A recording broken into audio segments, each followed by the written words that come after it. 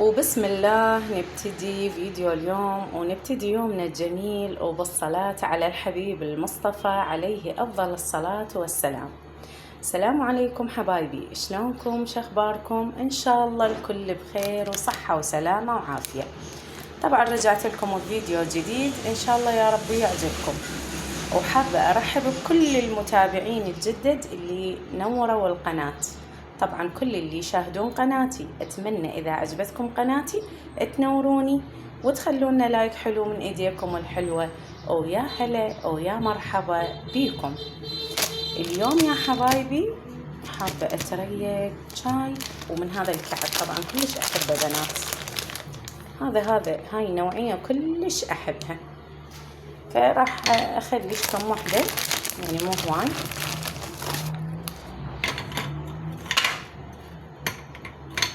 صراحة بنات قعدت ما أشتهي آكل، فهنا راح أصب لنا شاي.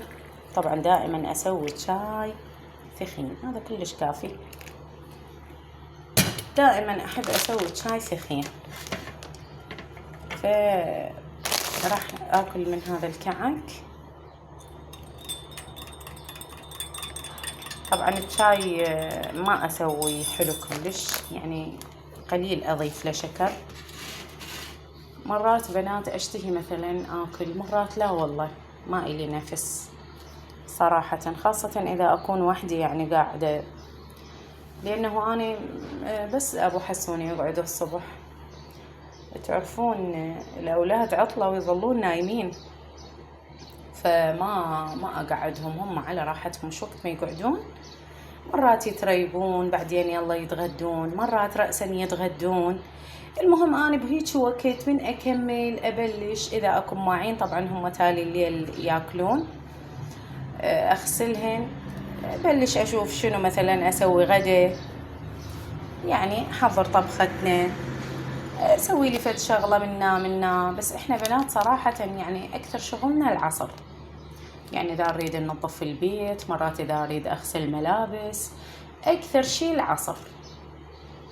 ما أعرف يعني أحس بالنهار يعني الصبح من أقعد لا، هذا شغل بس للمطبخ مثلا، يعني يا دوب إذا أكون معين أغسلهن، مرات إذا نتريق هم أغسلهن، يعني معين الريوق.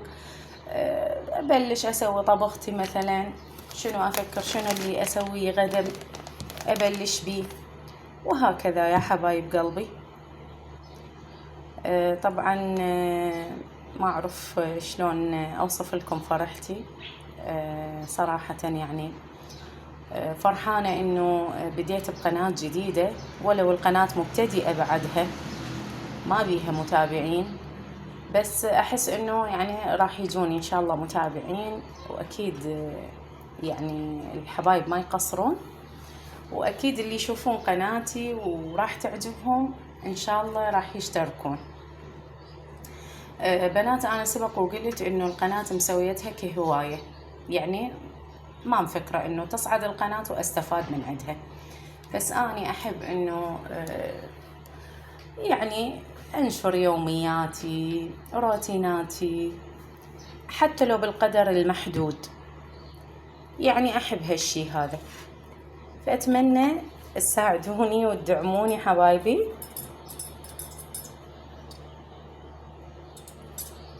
وهنا نبلش بأول كعكاية. يلا حبايبي خليكم وياي، وراح أبلش وياكم وأكمل باقي فقرات الفيديو. وهنا يا حبايبي راح أسوي للغدا سمك. عندي سمكتين كبار نظفتهن كل زين وقصيتهن بهالشكل هذا، سويتهن قطع. وهنا عندي هاي الخلطة اللي هي ملح وكركم ولامندوزي. السمك القلي بنات أو التقلى دائما من أريد أقلي أضيف له هاي الخلطة، أسوي خلطة وشوية طحين، كركم على ملح ولامندوزي وشوية طحين، يصير بنات يخبل السمك مقرمش يصير. رشيت طبعا على الوجه، وهسه درته على الظهر. هسه راح أبدي هم أرش الظهر مالته. طبعا أعتذر أني هنا مصورة هذا التصوير للأنستا، لأنه صاير عندكم التصوير هيك بالطول. فهذا التصوير كان هو أساسا للإنستا، حبيت هنا هم أنزله يعني على اليوتيوب. هسه راح أرش كل كمية السمك الموجودة عندي وأتركها على صفحة بين ما أطبخ التمن الأحمر، بين ما أجهز شنو عندنا مثلا طرشي، خضرة، لبن، أحضر كل هاي الشغلات حتى أبدي النوب أقلي السمك. أنا قلت لكم بنات دائما أستخدم هاي الخلطة حتى للسمك الصغار، يصير الطعم مالتها كلش طيب، ملوحة على حموضة على قرمشة، كلش طيب يصير. وهنا حبايبي سويت بصل بالسماق، دائما أحب هاي البصل هذا يعني بهالطريقة هاي ويا السمك يصير كلش طيب. وعندنا هنا طرشي هم راح أبدي أفرغ بالكاسات. شلون طرشي هو عيني، تمنيته قدامكم يخبل. طرشي طبعا مدبس، صارت عندي حموضة. المهم حبايبي أبدي أكمل كل تحضيرات الغداء، كل أشيائي الموجودة مثلا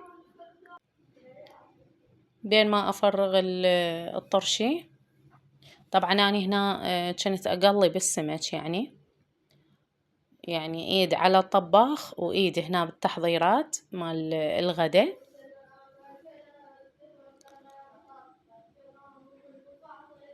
فهنا شوفوا مقلية السمك. وهنا أنا هم طبخت التمن، هذا التمن الأحمر بنات يخبل صار.